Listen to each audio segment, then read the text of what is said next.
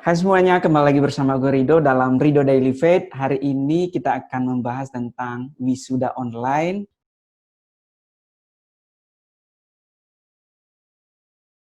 Berkaitan dengan itu, dengan ujian nasional ini dengan UN yang ditiadakan nih.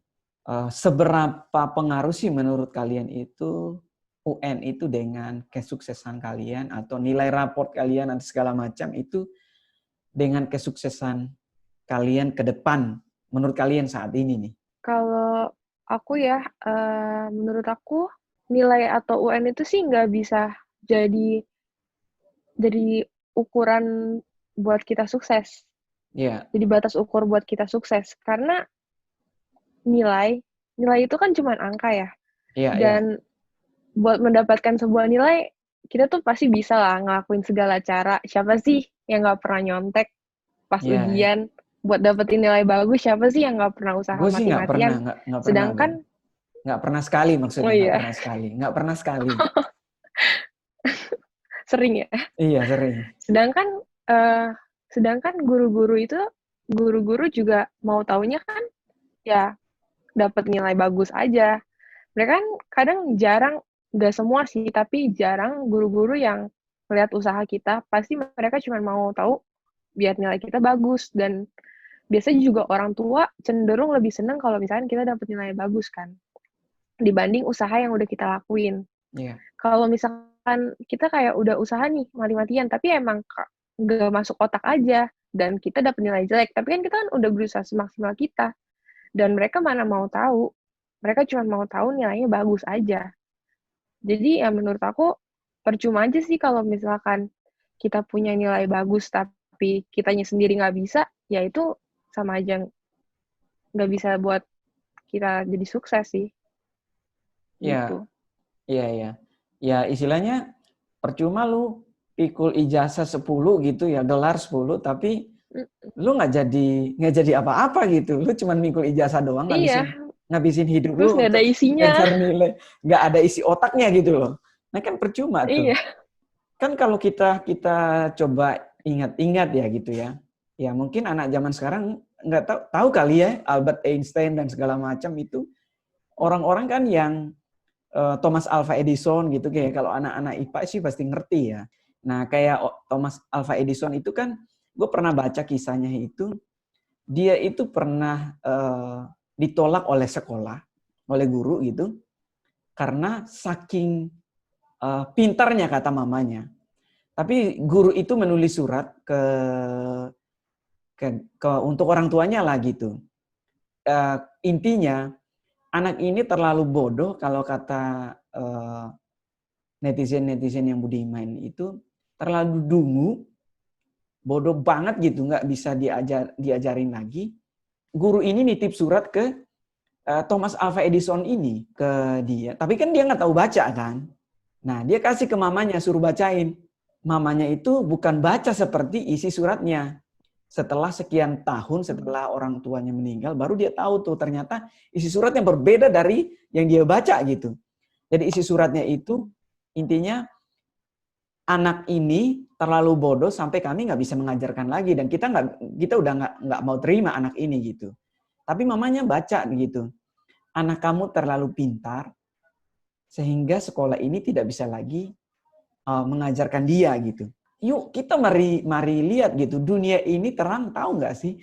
Itu dari orang yang pernah ditolak oleh sekolah, oleh guru, yang nggak ada UN-nya, nggak tahu tuh UN itu apa, dan kita ini bisa hidup di dunia yang nggak penuh dengan kegelapan. Lampu pijar ini kan dibuat sama Thomas Alva Edison kan, dan banyak karya-karya yang lain yang luar biasa sampai saat ini ya, yang orang tahu gitu. Nah, gue mau bilang jangan cuman mengejar angka atau nilai gitu. Karena ya setahu gue sih teman-teman gue juga yang dulu yang IPK-nya yang tinggi-tinggi punya masih hidup kayak gue juga tahu yang nilainya jelek gitu ya. Bukan berarti kita nggak boleh belajar, bukan. Kita nggak boleh hanya patokannya itu nilai ya, seperti yang kamu bilang tadi ya, Beli. Jangan hanya patokan IPK deh, tapi nggak ada isi otaknya, cuman mikul gelar doang, mikul rapot banyak-banyak, tapi lu nggak bisa jadi apa-apa ke depannya. Lu nggak punya skill apa-apa dan lu nggak punya hal yang bisa lu andalkan itu untuk lu berjuang menjadi seorang yang luar biasa di masa depan gitu ya. Nah, mari kita berkaca dari kayak Albert Einstein, Thomas Alva Edison, dan yang lain, bahwa nilai rapotmu, nilai di ijazahmu, IPK-mu, itu bukan satu-satunya ukuran untuk mengukur kesuksesanmu di masa mendatang gitu. Bahkan kalau nggak salah, gue pernah baca berita, ada orang yang lulus S2, tapi cuman kerjanya itu jadi kasir gitu. Nggak masuk akal itu S2, tapi cuman jadi kasir. Jadi cuman orang yang cuman ngembeliin uang orang doang gitu loh. Ya bukan berarti ya hal itu nggak boleh dilakuin, boleh. Tapi ya nggak cocok aja, nggak match aja dengan ijazah yang dia pegang gitu. Nah kalau Banyak kok orang yang kayak gitu. iya. Nah, Ya. gue juga keingat salah satu nyokap lu ya. Dia nyokap lu pernah cerita, nyokap dia nggak bisa sekolah gara-gara kan namanya juga di kampung dan ya harus berjuang untuk adik-adiknya gitu loh. Harus berjuang untuk adik-adiknya dan dia itu akhirnya putus sekolah di SMA kalau nggak salah ya. Nah, tapi SMP ya. SMP malah. Tapi ya, gue kalau lihat kondisi mama kamu yang sekarang ya, nyokap kamu yang sekarang. Wah, ini gue dari awal gue tahu, ini orang pasti luar biasa banget nih. Gak mungkin dia punya usaha yang gede, yang wah udah mewah banget lah menurut gue, udah tajir banget lah gitu. Gak mungkin dia itu sekolah SMP, sampai gue gak percaya. Tapi setelah gue dengar ceritanya, ini nyokap lu ya, kesaksian nyokap lu gitu. Wow, gue terharu banget gitu dengan orang-orang yang seperti itu. Dan gue ingat juga tuh Bob Sadino gitu. Ya yang istilahnya, mohon maaf ya, istilahnya menurut orang ya, kalau kata netizen yang budiman sekarang, ini orang nih nggak tahu tuh UN apa gitu kan. Tapi lu tahu nggak, dia mempekerjakan orang-orang yang ijazahnya S1, S2 gitu. Menurut gue, netizennya harus berkaca ke orang-orang yang seperti ini.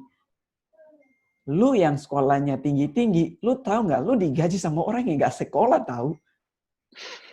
Walaupun ya gue tahu sih, kalau nggak salah nyokap lu udah selesaikan S2 teologi kalau nggak salah ya. Saya tahu gue ya. Ya tapi itu kan buat pelayanan gitu kan, bukan nggak ada hubungan dengan usaha gitu kan. Masa sekolahnya teologi, usahanya pengusahanya tambang batu bara gitu kan. Nah, walaupun nyokap lu pernah bilang gini, gue semua bisa berbicara dengan orang, gue bisa meyakinkan orang, bisa menjalankan usaha ini, gue diajarin Tuhan Yesus gitu. Dan waduh, itu luar biasa banget sih gitu. Tuhan ngajarin dia gimana caranya berusaha dengan baik dan banyak hal-hal yang luar biasa yang terjadi. Oke. Dan ya itulah pesan buat netizen. Lu ngaca deh gitu. Jangan cuma ngebacot doang gitu. Ngaca gitu. Oke, lu boleh kasih pesan deh sebagai orang yang lu mengalami langsung nih bullying ini. Kalau balik lagi ke tadi, yang mengenai kesuksesan sebenarnya lebih baik daripada cuman ngejar nilai doang, yang penting usahanya lah. Yang penting kita usaha aja buat gapai kesuksesan tersebut. Jadi kayak jangan cuman yang ngomong doang. Jadi ya kita sendiri juga harus usaha. Percuma kalau nilai tinggi-tinggi tapi kita nggak ada usaha. Kayak yang tadi dibilang juga, udah S1 tinggi-tinggi, udah S2 tinggi-tinggi, tapi jadi penjaga kasir atau misalkan jadi pengangguran, ya buat apa juga. Kitanya juga harus usaha kan. Iya, betul. Setuju. Hmm. Kayak gue juga kayak lihat influencer atau artis-artis sekarang kayak Dr. Tirta, lu tahu kan Dr. Tirta ya? Nah, Iya. kayak dia kan lulusan kedokteran ya, tapi dia usahanya itu mulai dari cuci sepatu ternyata. Gue baca tentang dia gitu. Mulai dari usaha cuci sepatu, men. Dan dia sekarang tajir lah menurut gue, cukup tajir lah menurut gue. Salah satu anak muda yang cukup tajir dan cukup berani buka suara melawan netizen-netizen yang budiman ini. Dan mari kita jangan lihat itu ngangan ukur kesuksesan teman-teman yang lain tuh dari IPK doang. Toh juga sekarang kita tahu susah banget kan buat nyari kerjaan di Jakarta ya. Bahkan banyak orang yang S1 yang nganggur tahu. Nggak sih? Banyak orang yang nganggur di Jakarta ini padahal ijazahnya itu tinggi-tinggi gitu. IPK-nya bagus-bagus, 4,5. Nggak ada ya? 4 doang ya? Nggak ada. Mungkin ada ya, bisa 5, bisa 6 gitu IPK-nya. Tapi ya masih nganggur gitu. Dan tapi orang-orang yang nggak sekolah malah ngasih kerjaan gitu. Yuk, menurut gue sih, mari melihat ini bukan sebagai ukuran yang satu-satunya, tapi kita memperkaya wawasan kita. Kita lebih banyak belajar. Apa aja deh belajar gitu.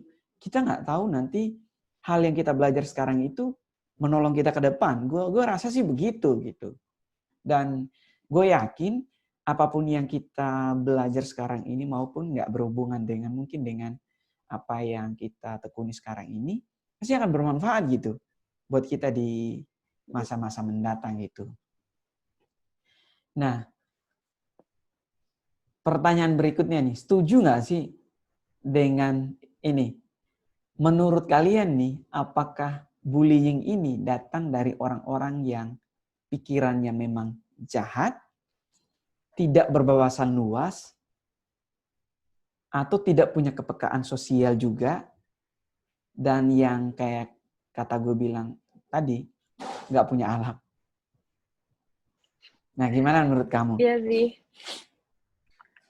sih, pasti datang dari orang-orang yang kayak begitu sih menurut aku. Soalnya ya seperti yang aku bilang tadi, karena tindakan kita juga, kita bisa tentuin apa yang kita mau lakuin. Mau kita berbuat baik atau kita berbuat jahat, pasti kita bisa tentuin itu.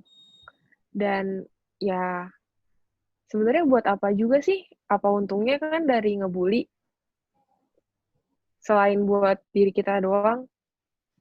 Kayak gitu. Betul. Jadi ya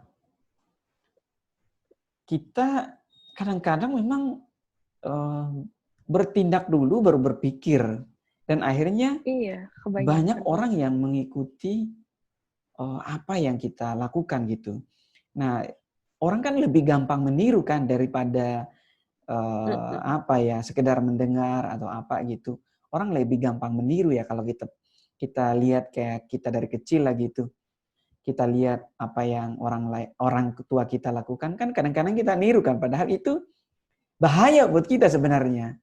Tapi karena saking nggak tahu dan nggak pedulinya kita, ya kita lakuin aja gitu dan kita anggap itu benar gitu. Dan setuju nggak kalau kita ini, ya taruhlah kita sebagai orang yang nggak seperti bagian dari mereka gitu, kita ini nggak boleh diam gitu. Nah kalau menurut gue nih gitu, apa bedanya sih orang baik dengan orang jahat kalau orang baik itu diam? Menurut gue sama aja. Kalau kita tahu itu nggak bagus dan kita nggak berani bersuara, menurut gue nggak ada bedanya. Karena ya orang jahat akan tetap berkuasa gitu. Ya sama seperti yang terjadi di Amerika ya sekarang ya.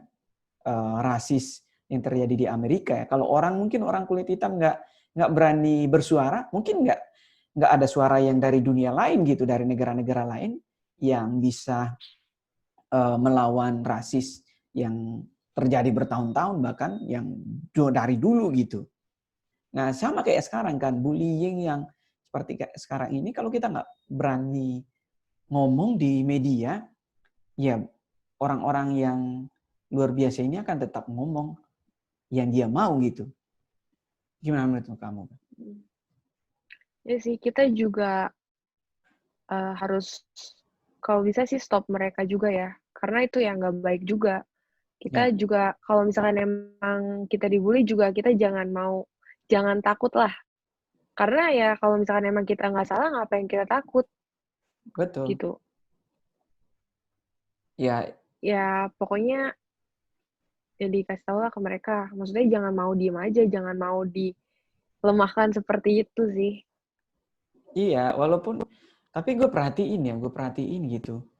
Ya banyak sih generasi-generasi nggak tahu deh. Gue ini sih menurut gue aja mungkin. Gue lihat tuh yang apa ya kurang kurang berani lah gitu dan apa ya lebih masa bodoh lah, bodoh amat lah. Eh, nggak ngaruh juga buat hidup gue. Ya kalau kita nggak, ya memang nggak ngaruh sih buat hidup lu gitu. Tapi ngaruh buat orang lain. Apa salahnya sih lu membantu orang lain untuk menyuarakan apa yang mereka rasakan, kesedihan yang mereka rasakan, atau mungkin stres yang mereka rasakan saat-saat ini. Ya, lu juga nggak berkorban apa-apa, kan ini lu cuma ngomong doang gitu loh. Ya lu ngebantu hashtag doang sih gitu. Tapi itu bisa mempengaruhi loh gitu. Dan ya menurut gue sih nggak boleh diam gitu. Orang baik nggak boleh diam gitu. Ya tapi bukan berarti kita juga seenaknya main nyeplak aja, main ngomong aja, main apa ya, main labrak aja gitu kayak kata orang-orang kan. Ya kita nggak boleh labrak juga gitu, tapi ya dengan bijaksana supaya jangan sampai tindakan kita ya tujuan yang positif, tapi malah di apa namanya politisi dan di apa ya, ya di pelintir-pelintir gitulah jadi hal yang jelek gitu. Kalau sekarang kan ini nih lagi heboh nih. Kalau lu nggak tahu deh lu gitu ini nggak. Ada seorang itu pastor, seorang pendeta yang dia ngomong tentang kekerasan, stop kekerasan gitu. Jadi dalam pesannya itu dia itu pernah mengalami apa ya kayak bullying juga di Indonesia, kayak ketidakadilan gitu. Dan dia sekarang tinggal di Amerika gitu. Padahal dia itu nggak bertujuan itu mau menjelekkan Indonesia. Dia mau ngomong gini, gue pernah alamin nih ketidakadilan gitu. Dan sekarang nih gue minta kalian itu supaya kita hentikan itu sekarang. Itu nggak baik gitu. Dan gue tahu perasaan kalian. Yuk kita berani ngomong nih sekarang nih. Supaya orang-orang yang membuli ini, yang kalau bahasa Indonesia kan perundungan ya. Rada aneh sih kalau bahasa Indonesia. Perundungannya itu supaya orang berhenti gitu. Jangan sampai ini berlangsung terus-menerus. Ini menjadi budaya yang tidak baik gitu. Sedangkan kita ini kan manusia sederajat yang Tuhan ciptakan. Kan nggak ada satu diciptain manusia apa namanya level binatang, satu manusia level dewa kan. Yang ada kan manusia doang kan diciptakan nama Tuhan kan. Nah, ya sekarang ya gue sih berharap ya angkatan-angkatan yang sekarang, gue nggak terlalu ngerti lah ya masalah-masalah anak zaman sekarang ya. Ya bukan berarti gue udah tua banget sih, tapi gue masih muda sebenarnya sih. Ya jangan apatis lah. Setuju nggak sih? Jangan apatis, yuk berani bersuara. Jangan pernah takut sendiri untuk bersuara. Kebenaran itu kan nggak butuh suara mayoritas. Kebenaran itu ya kebenaran. Kebenaran itu bukan soal suara mayoritas atau minoritas. Kebenaran ya kebenaran gitu. Bukan kebenaran itu bukan karena suara mayoritas lalu kita mengatakan itu kebenaran. Enggak. Kalau kita tahu itu kebenaran, ngomong sendiri pun ngomong gitu. Kayak kita di Indonesia kan ya teori konspirasi itu kan dilawan sama Bro Jering dari apa namanya Superman is Dead kan. Dan akhirnya banyak yang mengubah pandangan orang juga, dan banyak orang yang akhirnya berpikir ulang lagi gitu. Nah, apa sih yang pengen kamu apa ya sampaikan ya isi hatimu buat netizen. Ya mohon jangan jadi orang yang berpikir tuh bebas dan bablas gitu. Bebas itu kan bukan berarti bebas ngomong apa adanya kan. Bukan ngomong apa adanya, ngomong semaunya gitu. Bebas itu bukan berarti semau gue kan, tapi hak kita ini kan dibatasi sama hak orang lain. Kita bebas dalam suatu misalnya nih, kita bebas berenang, kita bebas loncat ke air gitu. Tapi kalau misalnya itu air es, terus kita bebas, gue mau nih, terserah gue nih. Ini kan air, terserah gue mau main sampai kapan. Yang kalau lu mati gara-gara kedinginan di situ juga kan itu konyol gitu loh. Mana gimana nih menurut kamu? Tapi kadang ya yang ngebully itu juga suka keterlaluan sih. Kadang kalau misalnya kitanya juga udah ngelawan, mereka tuh tetap kayak nggak mau kalah, tetap malah ngebully balik gitu loh. Jadi kayak makin parah gitu sampai bener-bener tuh yang dibully tuh terpojok. Kadang pasti dari kalian paling pasti juga bingung kan, udah mau coba ngelawan, tapi malah dilawan balik lagi sama mereka. Nah, menurut aku buat orang-orang yang kayak begitu, mungkin kalian bisa bilang ke orang yang lebih berwenang atau gimana, buat kayak ngebantuin kalian gitu, biar gak terus-terusan dibully. Betul. Pasti kan ada lah orang-orang yang, apaan sih lo, so hebat? Emang lu siapa? Mau ngelawan gua? Pasti banyak lah yang kayak gitu. Buat kita Betul. tuh semakin takut.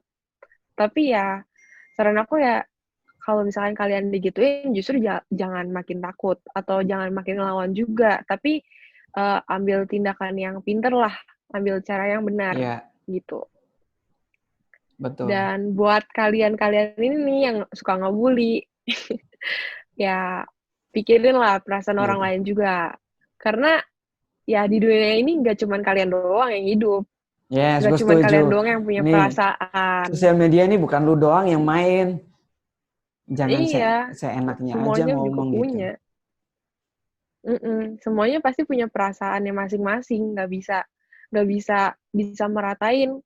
Misalkan nih, lu punya alasan, lah kenapa sih jadi orang baperan banget, orang gua aja bodo amat, ya itu kan nggak bisa disamaratakan. Semua orang Yes.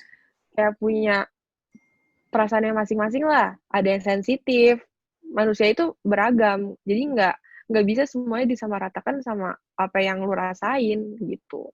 Jadi ya cobalah, kan toh lu juga hidup di dunia ini tuh gak cuman lu sendiri doang. Kalau lu sendiri ya bisa apa coba? Iya, bisa Gitu. apa coba? Jadi ya jangan bisa apa? Pasti butuh lah orang lain. Jadi ya respect aja lah sama orang lain tuh, jangan terlalu merasa so hebat. Kita juga di dunia ini juga kan cuman sementara kan. Yes, betul. Setuju sekali. Ya, gue di Indonesia kan kan ada sekarang kan berlaku undang-undang ITE ya, ITE, dan itu kan kalau nggak salah sudah banyak orang juga yang kena pasal-pasalnya seperti itu, dan banyak orang yang dipenjara dulu ya karena perbuatan tidak menyenangkan di sosial media gitu. Karena seperti yang baru-baru yang heboh dulu waktu Bu Ratna Sarumpait itu dibilang ditonjok orang segala macam, akhirnya kan di penjara gitu, masuk penjara. Ya memang banyak sih pakai akun-akun fake gitu, yang akun-akun bodong gitu, akun fiktif gitu yang memang tujuannya mau ngebully orang gitu. Nah sekarang menurut gue dengan kecanggihannya polisi kita di Indonesia dan pemerintah juga yang mulai respect, dan kan kalau nggak salah Komisi Perlindungan Anak kan sudah gencar juga kampanye stop bullying gitu ya, supaya jangan terjadi tradisi-tradisi yang buruk seperti ini. Jadi gue setuju sekali kalau misalnya kalian nih udah mentok gitu, udah nggak bisa ngelawan, ya mungkin secara personal udah dipojokin banget gitu, atau mungkin bisa aja udah diajak ketemu satu lawan satu atau gimana gitu. Ya kalian bisa laporin ke polisi, jangan tinggal diam gitu. Ya kita nggak hanya berani ngomong di media, tapi juga kita nggak berani ngelaporin orang-orang yang secara terbuka menyudutkan orang, membuli orang, dan membuat orang tuh stres dan segala macam. Dan itu ada undang-undangnya loh. Nah makanya kita sekarang ini harus hati-hati gitu. Itu ada undang-undang ITE-nya gitu. Nah kalau misalnya itu udah masuk pasal-pasal itu, lu bisa apa coba gitu? Apalagi lu cuman nanti ujung-ujungnya ngaku kayak YouTuber yang waktu lalu, gue hilaf, gue minta maaf. Ya elah, segampang itu lu nyakitin orang gitu. Lu pernah nggak sih disakitin kayak gitu? Atau gara-gara lu sering disakitin makanya suka nyakitin orang gitu. Ya stop lah gitu. Jangan nyakitin orang gitu. Mikir, gue orang juga punya perasaan gitu ya. Jangan mikir lu doang yang hidup di dunia ini, lu doang yang hidup di sosial media ini. Kita ini kan semua terhubung. Yuk mari tularkan nilai-nilai positif. Kalau memang lu sebagai seorang yang beragama diajarkan, kan nggak ada agama yang mengajarkan kejahatan kan ya, atau menghina orang lain kan ya. Semua agama kan ajarkan yang baik dan yang mulia gitu. Kenapa sih kita nggak berpikir menjadi orang yang beragama dan bertuhan dengan benar gitu? Jangan sampai kita cuma beragama KTP doang gitu. Iya, status doang. Iya, status di KTP gitu, tapi kejahatan jalan terus gitu. Nah, gue berharap sih, gue juga bikin video ini, gue nih mau bilang ke orang tua dan orang-orang yang sedang membuli teman-teman yang lulusan tahun ini, lu mikir tentang orang lain deh. Jangan udah bertindak baru berpikir. Itu orang bodoh namanya menurut gue sih. Mari berpikir dulu baru bertindak. Jangan sampai kita udah membuat orang, jangan sampai nih banyak orang yang bunuh diri nih gara-gara perbuatan kita. Dosa lu makin banyak, men. Dosa lu makin banyak. Ntar udah banyak korban baru bilang hilaf ya Gue elah. minta maaf, enak banget lu gitu. Iya, enak Emang bisa balik banget. lagi kalau udah minta maaf. Iya gitu.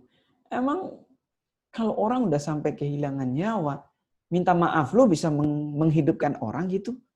Kan enggak gitu. Gue berharap sih kita mulai berpikir lah gitu. Ya walaupun kita masih muda, ya jangan apa ya? Setuju nggak sih? Jangan pakai alasan gue kan masih muda, gue masih belum ngerti. Ya elah, emang orang yang berpikir yang open minded, yang pikirannya terbuka, wawasannya luas itu memang udah tua banget gitu? Kan enggak kan? Ya tergantung dari lu juga. Setuju nggak? Gimana menurut lu, Bel? Iya, kadang juga orang tuh mereka mau cari sensasi juga sih. Tapi ya mau cari sensasi ya nggak gitu juga caranya. Harus cara yang pintar dikit lah kalau misalkan mau cari sensasi. Nggak harus kan nyakitin orang dulu. Ya. Gitu. Buat dapet ketenaran. Betul. Ya harus pintar juga lah. Ya ibarat kayak lu mau ngambil sesuatu yang agak di tempat yang agak tinggi, tapi lu nginjak orang di bawah gitu loh. Ya kan? Iya. Demi kesenangan lu kan? Nah itu menurut gue sih jahat banget gitu. Dan ya hati-hati aja, jangan sampai dijemput polisi, ya repot juga gitu kan. Pikir-pikirlah sebelum kita jaga jari kita, jaga pikiran kita, jaga mata kita, ya pikir perasaan orang lain. Dan ya kalau itu terjadi di keluarga lu kan, pasti sedih banget juga kan. Pasti lu marah juga kan kalau misalnya terjadi di adik lu, kakak lu, atau saudara lu yang lain. Pasti lu bakal marah kan gitu. Nah, gue berharap sih yang menonton ini, teman-teman sahabat Ridho Daily Faith, uh, mendengarlah suara-suara curhatan seperti adik-adikmu ini, keluhan mereka, yuk lebih aware dengan apa yang mereka rasakan saat ini gitu. Lu aja sedih nggak bisa ngumpul, apalagi mereka yang udah nggak wisuda dan segala macam, itu kan sedih gitu. Ya, gue sempat tulis juga sih di sosial media, gue bilang gini, jangan cuman mau mengukir kenangan lu di album foto doang, tapi mari ukir kenangan indah lu di hidup lu dengan menggapai prestasi yang benar-benar nyata yang bisa bermanfaat bagi bangsa dan negara, bisa bermanfaat bagi keluarga. Jangan cuman ya karena nggak bisa wisuda juga dan lalu kita sedih dan akhirnya kita putus asa. Jangan juga. Gue juga nggak setuju istilahnya lu gara-gara nggak wisuda lu sampai stres banget dan segala macam. Enggak. Lu adalah generasi pembeda, lu adalah generasi yang sangat menentukan masa depan Indonesia. Ini kan kalau menurut pemerintah ini Indonesia ini lagi mengalami bonus demografinya, di mana jumlah anak muda lebih banyak dibanding orang-orang yang umur 50-45 tahun ke atas gitu.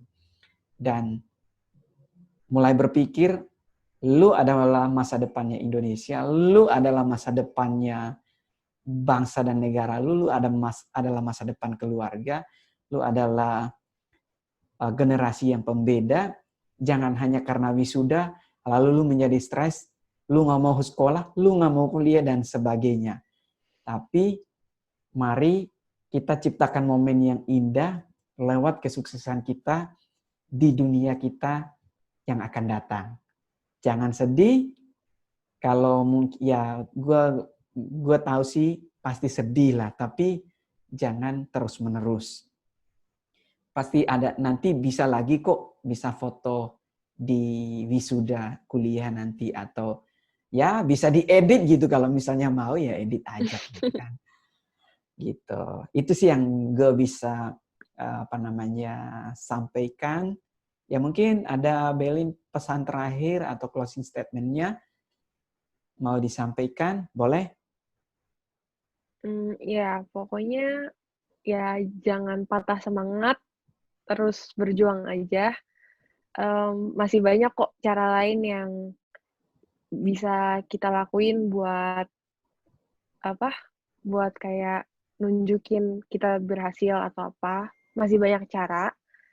Ya semangat terus, dan kalau misalkan emang dapat bulian tersebut, ya jangan mau diem aja, ya lawan juga lah. Ya, tentunya Lawan aja. dengan cara yang bijaksana dan Dengan cara yang benar. bijaksana. Bertindak dengan cara yang benar ya. Oke, Ya, dan pintar. Bel, thank you banget. Gue sih Ya, thank berharap you. suara ini didengar oleh banyak orang, dan gue berharap ini bisa merubah paradigma orang supaya jangan mengulangi lingkaran setan seperti yang kita bicarakan tadi. Dan ini gue berharap ini menjadi berkat buat netizen yang budiman, buat subscribernya Read the Daily Faith, dan orang-orang yang mungkin akan menonton video ini.